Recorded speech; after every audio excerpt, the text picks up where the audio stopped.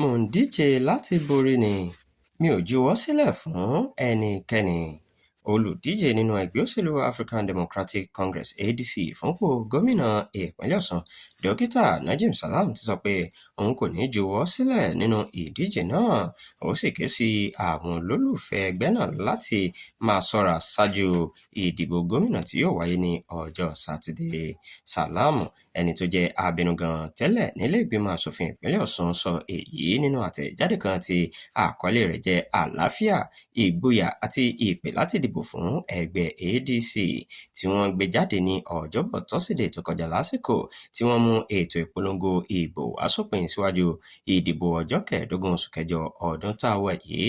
Salam tún ké sí àwọn olùdìbò káàkiri ìpínlẹ̀ Ọ̀ṣun láti jáde lọ́pọ̀lọpọ̀ láti lo ẹ̀tọ́ wọn lábẹ́ òfin láì bẹ̀rù ìdènà tàbí ohunkóhun. Ó tún gba àwọn olólùfẹ́ ẹgbẹ́ náà nímọ̀ràn láti má ṣe jẹ́ kí ẹnikẹ́ni mú wọn bínú tàbí ṣe wọ́n níbi rárá. Ó ní ìpolongo ADC tí máa ń wáyé ní àlàáfíà tí àfojúsùn wọn sì jẹ́ àlàáfíà, ìlọsíwájú àti ìjọba rere. Ó ké sí àwọn ọmọ ẹgbẹ́ láti tẹ̀síwájú nínú àfojúsùn wọn kí ìdìbò tó wáyé lásìkò ìdìbò àti lẹ́yìn ìdìbò.